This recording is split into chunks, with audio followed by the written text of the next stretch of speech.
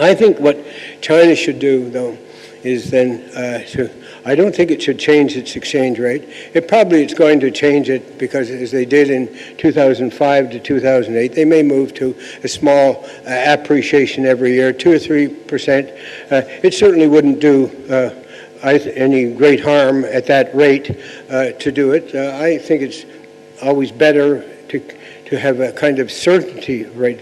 The great thing about a rate that's certain is that people expect it, and that becomes, when you have a rate that's appreciating, it attracts capital, of course. If hot money comes in, that aggravates the current account surplus, and it doesn't do anything for equilibrium.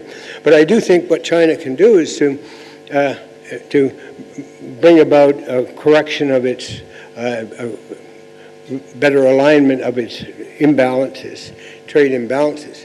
And the way to do that, I think the obvious, most important way to do that, and better for the Chinese economy, would be to raise the proportion of consumption in the Chinese economy. I saw the figure once recently that said that the Chinese consumption in GDP was 38%. That may be true or not. It may be 40% or depending on how you calculate that. But it's shockingly low compared to any other country. No other country has had a share of consumption that is as low as that. And it would be quite a simple matter to raise the level of consumption. The big problem for all the Western economies has been how to cut down the level of consumption. People always want to spend too much and so on. But it's because most of the income is generated through the private sector, and they get the income from the private sector and they want to spend it. But in China, the income is generated to a large extent from the public sector, and the public sector hoards it. But if it's released, given out, you could do it through tax reductions or wage increases and salary increases and civil servants and things like that. These are all kinds of ways of increasing consumption. So I'm not suggesting you have an increase in consumption to be like the American, or British or French, but to move to something maybe like 40%, 45%, or 50% of GDP.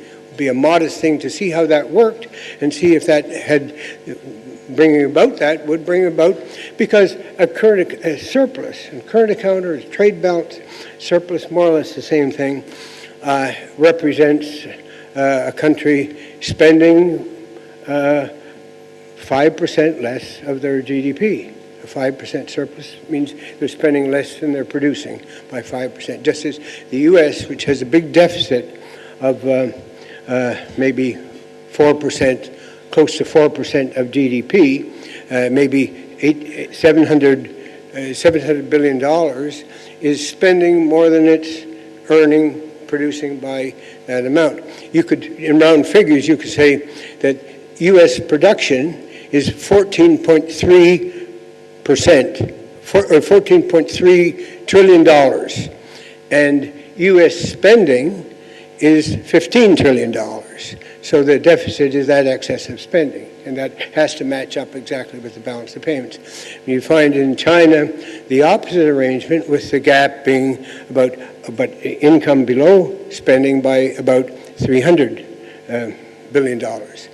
You find in Japan the gap of about maybe 150 billion. I haven't looked just recently at it, but probably about 150 billion. Japan would have, let's say, a GDP of $4.75 trillion and a spending level of $4.75 trillion with a GDP level of $5 trillion.